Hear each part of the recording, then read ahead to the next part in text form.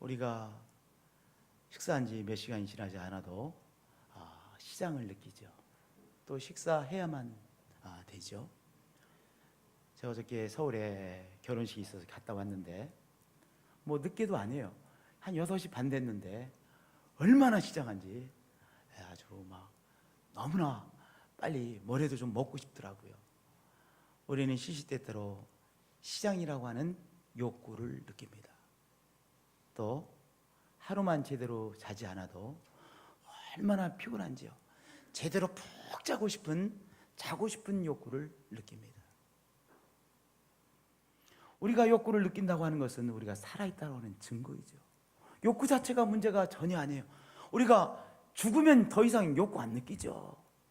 우리가 살아있기에 식사하고 싶은 욕구, 사랑받고 사랑하고 싶은 욕구, 인정받고 싶은 욕구, 또 푹 쉬고 싶은 욕구, 이런저런 몸이 필요로 하고 마음이 필요로 하는 요구들을 우리가 욕구합니다.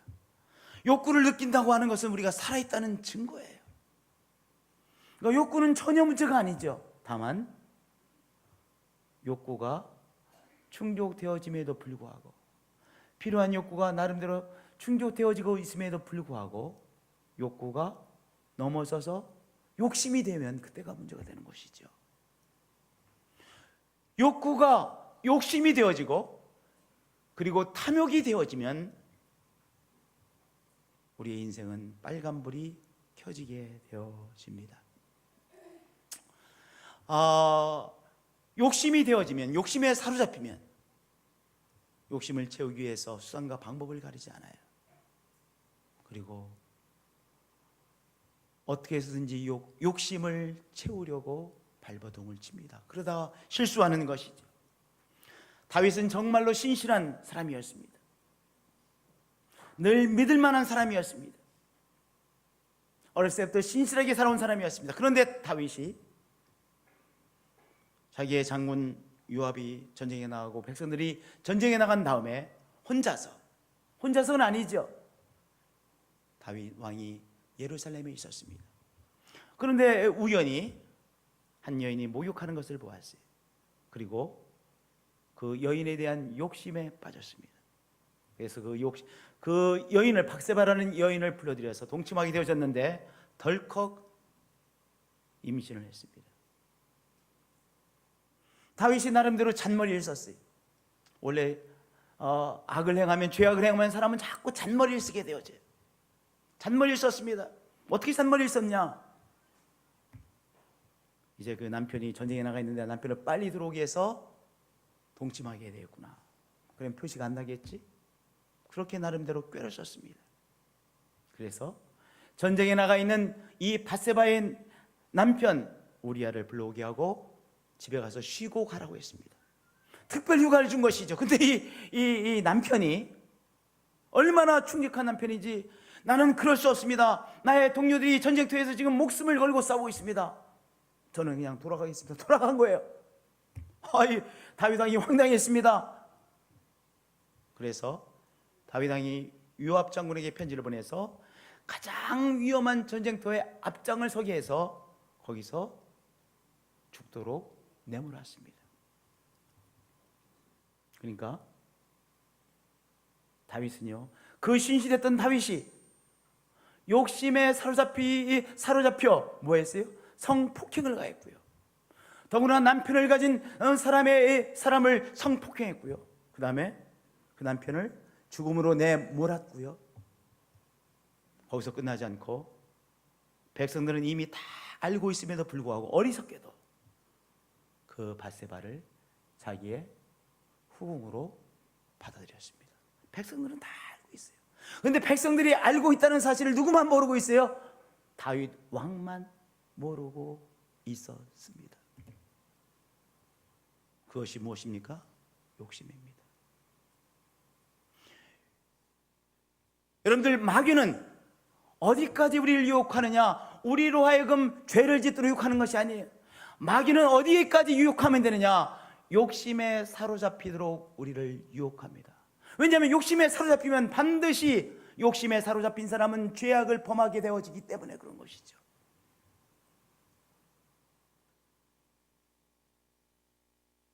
마귀는 우리로 하여금 욕심에 사로잡히도록 유혹합니다. 그 이유는 뭐예요? 욕심에 사로잡히면 사람이요 죄악을 범하게 되어져요. 그래서 죄악을 한 번만 범하는 것이 아니라 한 번이 어렵지, 한 번 죄악을 범하면 그러면 자꾸 죄악을 하게 돼요. 자꾸 그 죄악을 반복하다 보면 결국은 파멸에 빠지는 거예요. 한번 해보니까 괜찮대? 이게 무서운 거예요. 왜냐? 그것이 계속 쌓이면 그러면 파멸에 빠지는 것이 인생입니다. 그래서 야고보서 1장은 사람이 시험을 받는 것은 자기의 욕심이 끌려 미혹됨이니, 유혹을 받음이니, 욕심이 잉태한 즉 죄를 낳고 죄가 자꾸 쌓여져 사망을 낳느니라 말씀하셨어요. 영적인 원리입니다. 그래서 마귀는 우리를 어디까지 데려가요? 이 욕심에 사로잡히는 것까지 자꾸 유혹하는 거예요. 바로 욕심이라는 것이 얼마나 무서운 것인지를 우리가 한번 새롭게 깨달으시기를 축복드립니다. 욕심은 무서운 것이죠. 마귀가 우리로 하여금 욕심에 사로잡히도록 유혹하는 이유가 또 하나 있습니다. 왜 그러냐? 욕심에 사로잡히면 눈이 멀기 때문에 그렇습니다. 우리 이렇게 표현하죠. 저 사람 욕심에 눈이 멀었어. 맞아요. 욕심에 사로잡히면 뻔히 보이는 것도 보이지가 않아요. 눈이 멉니다. 저를 따라서 고백해 주시기 바랍니다. 욕심에 사로잡히면 눈이 멉니다. 그래서 뭐라고 말해요? 저 사람 욕심에 눈이 멀었어. 맞아요. 욕심에 눈이 멉니다. 그 신실했던 다윗, 그 판단력이 명료했던 다윗, 그 똑똑했던 다윗이, 그리고 그렇게 옳고 그름이 분명했던 다윗이 한 여인에 대한 욕심에 사로잡히니까 눈이 멀어버렸어요. 지혜가 멀었어요. 그래서 졸지에 그 신실했던 다윗, 옳고 그름을 명료하게 분별했던 다윗이 어떻게 됐어요? 성폭행범이 되어졌어요. 충직한 자와 충직하지 못한 자를 잘 명료하게 분별했던 다윗이 어떻게 했어요? 그 충실한 자기의 부하를 사선의 죽음으로 내몰아버렸어요. 제정신이에요? 제정신 아니에요? 제정신이 아니에요. 그것도 모자라서 백성들은 지금 다윗이 하고 있는 일을 다 알고 있음에도 불구하고, 쉬쉬하고 있음에도 불구하고 다윗은 아무도 모른다라고 생각하고 밧세바 그 여인을 자기의 후궁으로 맞아들였어요. 백성들의 다윗에 대한 신망은 다 없어졌어요. 이미 왕으로서 지금 이 파멸로 가고 있는 거예요. 백성들은 더 이상 다윗을 이전까지의 다윗 왕으로 생각하지 않아요. 그렇잖아요. 그러면 왕으로서의 다윗은 죽은 것이잖아요. 이렇게 욕심은 무서운 거예요. 욕심이 왜 무서워요? 욕심에 사로잡히면 눈이 멀기 때문에 그렇습니다. 판단력이 흐려지기 때문에 그렇습니다. 보아야 될 것을 제대로 못 보기 때문에 그렇습니다. 분별력이 없어지기 때문에 그렇습니다. 그렇기 때문에 반드시 함정에 빠지기 때문에 욕심에 사로잡히는 것은 무서운 거예요. 그래서 마귀는 우리를 욕심에 사로잡히도록 자꾸 유혹하는 것이죠. 욕심에 사로잡히는 것이 무서운 이유가 또 하나가 있습니다. 마귀가 우리를 자꾸 욕심에 사로잡히는 이유가 또 하나 있습니다. 그것은 욕심에 사로잡히면 우리의 삶이 근심 덩어리가 되어지기 때문에 그렇습니다. 아마 성도님들 중에 목사님, 저는 한번 인생을 독특하게 살기를 원합니다. 한 번 사는 인생, 저는 모든 종류의 근심을 다 갖고 있는 근심의 백화점이 되어지기를 한번 해보겠습니다. 그런 분 있으세요? 없으실 거예요. 나는 근심의 백화점을 운영해 보고 싶습니다. 그런 분 한 분도 없으시죠? 비슷한 분도 없으시죠? 근심의 백화점을 갖기 원하시면 많이 욕심을 부리면 근심 덩어리가 되어집니다. 성경은 이렇게 말씀하고 있습니다. 이것을 탐내는 자들은 미혹을 받아 믿음에서 떠나 신실한 하나님의 사랑을 체험하고 평안을 누리고 하나님을 신뢰하고 하나님이 주시는 평안을 누리고 하는 이 믿음 생활에서 떠나 많은 근심으로서 자기를 찔러도다. 많은 근심으로서 자기를 찔러도다. 뭐하는 자는요? 탐내는 자들은. 탐욕의 사람은 근심 덩어리의 삶이 되어진다는 것이에요. 다른 말로 하면 탐욕의 사람은 근심의 백화점을 갖게 되어진다는 거예요. 얼마나 탐욕, 욕심이라는 것이 무서운 것입니다. 마귀는 어디까지 이끌면 되는 거예요? 우리를? 마귀는요, 우리가 욕심에 빠지도록 하는 데까지 자꾸 우리를 유혹해요. 그러면 그 다음에 그 결과는 당연히 우리가 누릴 수밖에 없기 때문에 우리는 이 욕심, 탐욕에 사로잡혀 사는 인생이 되도록 하는 마귀와의 영적 싸움을 싸우고 있는 것이죠. 특별히 지금 이 시대는 어떤 것보다도 강력하게 우리를 향해서 유혹하는 이 마귀의 요소가 무엇이냐? 욕심, 탐심입니다. 우리는 지금 탐심의 시대에 살고 있습니다. 욕심의 시대에 살고 있습니다. 여러분, 믿음과 탐심을 오해하시면 안 돼요. 착각하시면 큰일 나요. 그럼 우리가 어떻게 욕심에 빠지지 않을 수 있을까요? 욕심에 빠지지 않고 이 욕심이라고 하는 것을 피해서 정말 영적인 승리를 우리가 체험하며 살 수 있을까요? 첫째, 성경 우리에게 말씀해 주시기를 자족하면 승리한다는 것입니다. 무엇으로부터? 욕심에 사로잡히는 유혹으로부터 승리한다는 것이죠. 저를 따라서 고백해 주시기 바랍니다. 자족하면 승리합니다. 다시 한번 자족하면 승리합니다. 자족하면 승리합니다. 근데 문제는 마귀가 우리에게 이렇게 말합니다.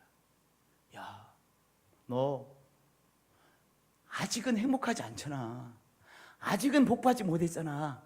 저곳, 너가 가지고 있지 못한 저곳을 잡으면 그때 너는 행복해지는 거야.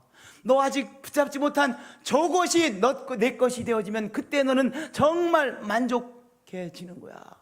너가 붙잡지 못한 저것이 너 것이 되어지면 그때 너는 축복을 받는 인생이 된 것이지. 너는 아직 저것을 못 잡았기에 행복하지 못하고, 저것을 못 잡았기에 만족하지 못하고, 저것을 붙잡지 못했기에 아직은 복받은 인생이 못된 것이지라고 마귀는 말합니다. 이 속삭임에 우리가 속아서 내가 저것을 붙잡으면 그때 행복해지는데, 저것을 붙잡으면 그때는 만족할 수 있는데, 저것을 붙잡으면 나는 드디어 복된 인생이 되어지는데, 복된 가정이 되어지는데 라고 생각하면 이미 여러분들은 무엇의 길을 내주는 거예요? 욕심에 사로잡히는 그 삶으로 자꾸 들어서는 거예요. 여기서부터 여러분 차단해야 돼요. 마귀의 속삭임은 늘 이렇게 나가죠. 너 아직은 행복하지 않아. 그런데 너가 아직 붙잡지 못한 저것을 붙잡으면 그때는 행복해질 거야. 그 속삭임을 나의 속삭임을 하고 계십니까? 이걸 차단하셔야 돼요. 성경은 뭐라고 말씀하셨어요? 성경은 이렇게 말씀하셨어요. 자족하는 마음이 있으면 경건은 큰 유익이 있느니라 말씀하셨어요. 저를 따라서 고백해 주시길 바랍니다. 자족하는 마음이 있으면 경건은 큰 이익이 있느니라. 정말 내가 자족할 때 경건한 삶이 시작되어진다는 거예요. 내가 자족할 때 경건이 진정한 경건이 되어진다는 것입니다. 마귀는 우리에게 또 이렇게 말합니다. 너 성경에 이것을 행하지 말라, 이것을 금하지 말라 이런 말씀이 있지? 너 그렇게 살아야지 이 바보야. 이 바보야. 그것을 포함하면 그때 너는 멋진 인생을 드디어 경험하게 되는 거야. 2000년이나 된 그 말씀 붙잡지 말고, 그 말하라고 하는 그 말씀 붙잡지 말고, 너 과감하게 그것을 치워버리고 행해봐. 그러면 삶의 참맛을 너가 경험하게 될 거야. 야, 이 맛이구나, 이렇게 느껴질 거야. 이 바보야, 뭘 고리타톱하게 그 말하는 그 말씀 붙잡고 있어. 사탄은 이렇게 말합니다. 마귀는 이렇게 말합니다. 이렇게 유혹합니다. 내 유혹을 우리가 물리쳐야 돼요. 언제 물리치는 거예요? 오늘 내가 누리고 있는 것을 자족할 때, 내가 지금 하나님 앞에서 귀한 삶을 누리고 있습니다, 내가 만족합니다, 감사합니다, 이것을 내 자신에게 고백하고 주님 앞에 고백할 때, 바로 욕심은 더 이상 여러분을 공격할 수 없는 것이죠. 유혹할 수 없는 것이죠. 할렐루야. 그러면 무엇을 자족하느냐? 성경은 무엇을 자족하라고 말씀하고 계시냐? 이렇게 디모데전서 6장 7절과 8절은 우리에게 말씀하고 있습니다. 우리 함께 디모데전서 6장 7절과 8절의 말씀을 봉독하겠습니다. 우리가 세상에 아무것도 가지고 온 것이 없음에 또한 아무것도 가지고 가지 못하리니 우리가 먹을 것과 입을 것이 있은즉 족한 줄로 알 것이니라. 오늘 우리가 누리고 있는 가장 기본적인 것에 감사하고 만족하는 거예요. 우리가 이 세상에 올 때 가지고 온 것이 아무것도 없습니다. 그러함에도 불구하고 오늘도 우리가 일용할 양식을 우리가 취하고 있습니다. 일용할 양식을 오늘도 맛있게 취하고 있습니다. 여러분, 신기한 일이잖아요. 우리가 이 세상에 나올 때 우리가 가지고 손에 들고 나온 것이 아무것도 없음에, 우리가 저금통장 하나 가져온 것이 없음에, 오늘까지 아침 시간이 되어지면, 점심 시간이 되어지면, 저녁 시간이 되어지면 우리가 맛있게 한 끼의 식사를 감당해낼 수 있었다는 것, 신기한 일이죠. 하나님의 은혜이죠.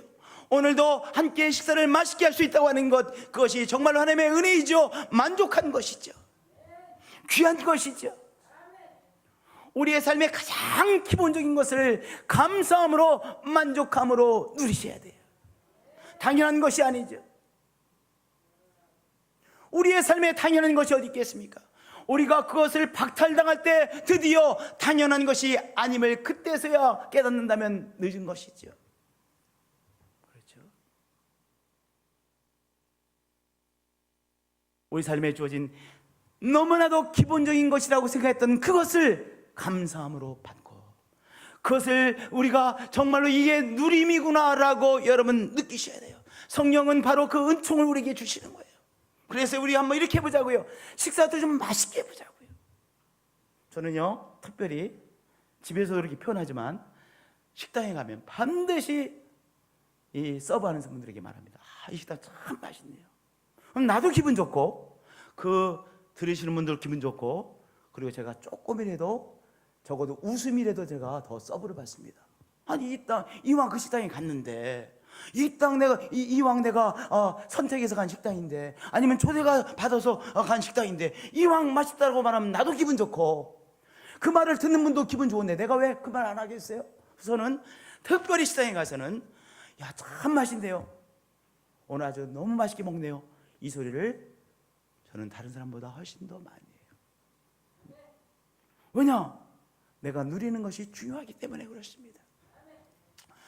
우리 기독교인들은요, 식사를 갖다 놓고 기도를 하죠. 이게 중요한 거예요. 식사 기도를 하는 이 정치는 무엇입니까? 이것이 당연한 것이 아니라 너무나도 귀한 일용할 양식입니다. 이것을 취하는 건 너무나도 귀한 시간입니다. 이것을 취하는 건 너무나도 만족스러운 시간입니다. 바로 그것이 우리가 식사 앞에서 식사 기도를 하는 기본적인 태도요, 자세요, 정신이지 않습니까? 그렇죠. 우리는 식사를 기도를 하지 않고 식사하는 사람들 보면 이상하잖아요. 통입사님 그러시죠? 맞아요. 우리는 식사를 갖다 놓고 기도하지 않고 막 퍼먹는 사람 보면요, 저 사람은 기도 안 하지? 이런 생각이 들어요. 우리에게 기도하는 것은 너무나도 당연하기 때문에. 또 고기만 숙이고 금방 이렇게 하는 것도 이상하잖아요. 우리 그러지 말자고요. 제대로 해야지. 10분 기도하느라는 건 아니고, 그래도 제대로 하나님 정말 감사해요. 진짜 감사합니다. 하나님 정말 감사합니다. 그래서 한마디는 정확하게 해야지. 왜 만족하는 거예요? 무엇을 바라보고 만족하는 거예요? 우리가 누리는 가장 기본적인 것, 우리가 한 끼의 식사, 우리가 단정하게 입을 옷이 있다는 것, 가장 기본적인 것이잖아요. 가장 기본적인 것에 만족하는 거예요. 우리가 앉아서 쉴 수 있는 것, 내 가족들과 앉아서 이야기할 수 있는 터가 있다는 것, 내가 누울 수 있는 잠자리가 있다는 것. 여러분들 누워서 야 편하다 이렇게 못 느끼시는 마음 손 들어보세요. 누우셔서 목사님 저는요 편하다, 귀한 시간이다 이렇게 느껴본 적이 한 번도 없습니다. 손 들어보세요. 그러면 한 번도 없으시죠? 그러시면 안 되는 거예요. 누워서 얼마나 좋습니까? 여러분, 저는 누울 때마다 이야 드디어 내가 누울 수가 있구나. 누워서 정말 저는 감사합니다. 왜냐하면 하루가 살아가는 게 쉽지 않잖아요. 근데 누워서 쉬는 그 아침에 일어나는 시간까지는 내가 마음껏 잘 수 있잖아요. 물론 잠 안 오는 시간들도 있지만 그래도 누워서 쉴 수 있는 시간이에요. 그러니까 우리가 누워있는 그 시간에 적어도 하나님 앞에서 정말 귀한 시간이구나, 만족스러운 시간이구나 한번 우리가 고백해보자고요. 자족하면 우리가 욕심에 사로잡히지 않아요. 무엇에 자족하는 거예요? 우리의 삶의 가장 기본적인 것, 함께의 식사, 우리가 단정하게 입을 수 있는 옷이 있다는 사실에, 그리고 또 무엇에? 내가 누울 나의 잠자리가 있다는 것. 가장 기본적인 것에 만족하고 그것을 누리고 감사하는 것이죠. 그러면 우리가 욕심의 유혹으로부터 승리하게 되어지는 것입니다. 할렐루야. 우리가 또한 자족하게 되어지는 또 하나의 이유가 있어요. 자족하게 되어지는 또 하나의 이유가 있는데요, 우리가 천국의 상급을 쌓는 삶을 살고 있다는 사실로 인하여 감사하고 자족하는 거예요. 여러분들,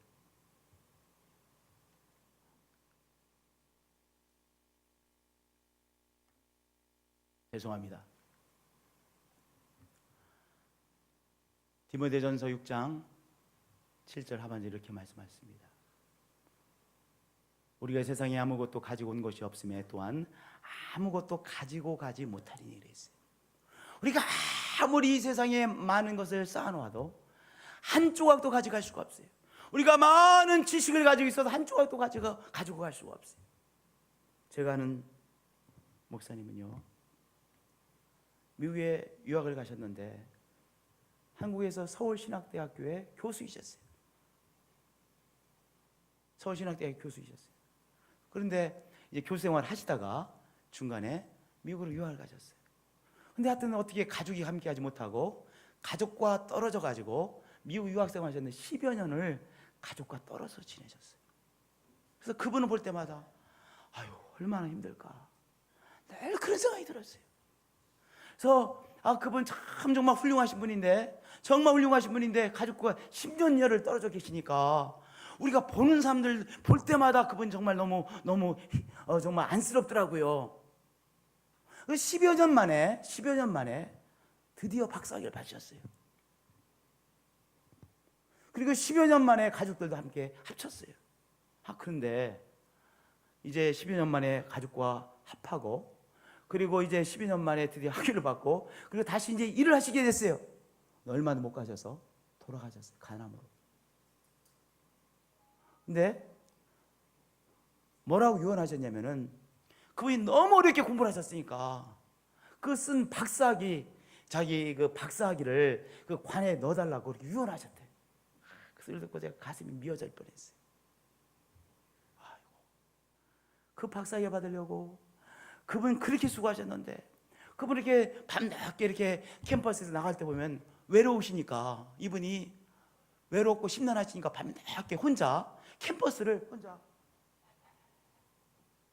밭 하는 걸 제가 여러 번 봤어요. 얼마나 우리가 그거 보면 마음이 아프겠어요. 근데 하기를 받고 얼마도 일 못하시고 돌아가셨어요. 여러분들, 아무리 많이 공부를 해도 학위도 우리의 실력도 우리가 쌓아오는 그 어떤 것도 조각도 가져갈 수 없는 것이 우리 인생인 거 우리가 다 알고 있어요. 그런데 우리 믿음의 사람은 누굽니까? 오늘 이 예배 드리는 것, 이 시간 우리가 하나님 앞에 드리는 우리의 물질 헌금, 우리가 드리는 헌신, 우리의 하나님을 향한 이 우리의 외침, 이 모든 것이 영원한 상급으로 쌓아놓는 거 아니겠어요? 내가 오늘 소비하는 인생이 아니라 다 없어지는 인생을 살고 있는 것이 아니라 하나님 앞에 드려 하나님 앞에서 영원히 기억되어지고 남을 귀한 삶을 쌓고 있다는 그 사실에 감사하는 것이죠. 그렇죠? 그것은 정말로 감사할 일이요, 그것은 정말로 만족할 이유인 것이죠. 또 하나 우리가 자족할 이유가 있습니다. 그 자족할 이유는요, 우리 예수님께서 비유를 틀어서 말씀해 주신 거예요. 천국 비유를 예수님께서 말씀하셨습니다. 천국은 마치 밭에 감추인 보화와 같으니 사람이 이를 발견한 후 숨겨두고 기뻐하며 돌아가서 자기의 소유를 다 팔아 그 밭을 사느니라 했어요. 어떤 사람이 조그마한 밭대기 하나 가지고 있었습니다. 그 밭대기를 보면서 지질이 복도 없는 놈, 부모님 잘 만나서 내가 저 옆집의 사람처럼 좀 큰 밭을 유산으로 받았어야 하는데 우리 부모님은 요 손바닥만한 밭대기 하나 주었구나, 늘 이렇게 생각했어요. 정말 밭대기로 말하면 이 손바닥만한 밭대기, 그것도 말이야 길가에 있는 밭대기가 아니라 저 중간에 길도 없는 이 중간 밭대기, 그건 뭐라 그래요? 맹지에 맹지. 길도 없어, 팔래도 팔 수가 없어. 그래서 이 밭대기를 바라보면 늘 정말 밭대기, 대수롭지 않은 밭대기로 생각했습니다. 그런데 어느 날 이 사람의 눈이 열렸어요. 이야, 이 밭대기가 밭대기가 아니라 보물이구나. 그 밭을 이제 이 밭에서 귀한 보물들을 발견했어요. 이게 너무나도 귀한 밭이구나, 너무나도 귀한 곳이구나. 이 밭대기라고 생각했고 대수롭지 않게 여기던 이 밭대기가 귀한 보물로, 그 속에 있는 보물들이 보였어요. 그래서 그 밭에 정열을 쏟고 그것을 귀하게 여기고 그것을 가꾸고 그것을 그 밭을 향해서 늘 가고 그 밭을 볼 때마다 마음이 충만해지고 그 밭에 자기의 정성을 다 쏟았어요. 마태복음 13장 44절의 말씀은 그 말씀이에요. 여태까지 깨닫기 전에는 무엇으로 봤어요? 밭대기로 봤어요. 시덥지 않은 밭대기로 봤어요. 보잘것없는 밭대기로 봤어요. 대수롭지 않은 밭대기로 봤어요. 그런데 어느 날 어느 시간 하나님께서 은혜 주셔서 그 밭대기가 그냥 밭대기가 아니라 너무나도 귀한 보물들이 가득한 보물 덩어리로 보여졌어요. 그래서 그 밭을 보기만 해도 힘이 났어요. 그 밭대기를, 이 밭을 가꾸는 것이 너무나도 행복했어요. 여러분들, 언제 자족하게 되어지느냐? 오늘 우리의 삶에 여러 장들이 있습니다. 우리의 삶에 이러저러한 장들이 보물로 보여지면 그러면 우리의 삶이 만족되어지는 것이죠. 우리의 삶이 귀한 삶으로 여겨지는 것이죠. 우리의 삶에 어떤 장들을 가지고 계세요? 우리가 함께 이 신앙생활하는 것도 하나의 장이죠. 여러분이 또한 일하시는 이 삶의 장들이 있으시죠. 여러분의 가족과 함께 누리는 가족의 장이 있죠. 여러분이 산책하는 그 산책의 길이 있으시죠. 이런저런 여러분들의 삶의 장들이 있죠. 여러분들 그 삶의 장들이 무엇입니까? 보물 덩어리. 언제 우리 성령께서 우리에게 은혜를 주시면 성령 안에서 우리의 삶에 너무나도 평범하고 보잘것없고 별거 아닌 것처럼 보이던 장들이 보물의 장으로 새롭게 깨닫게 되어지는 것입니다. 할렐루야. 그러면 우리의 삶을 만족함으로 대하게 되는 거예요. 그러면 탐심, 욕심은 우리를 사로잡지 못하는 것이죠. 우리는 너무나도 귀한 많은 것들을 누리는 인생입니다. 저를 따라서 고백해 주시면 합니다. 나는 많은 것들을 누리고 있습니다. 맞습니다. 우리는 귀한 것들을 누리는 인생입니다. 많은 귀한 것들을 누리고 있습니다. 많은 보물들을 우리에게 주셨습니다. 많은 보물들을 우리는 누리고 있습니다. 그렇게 오늘 만족되어진 인생인 것이죠.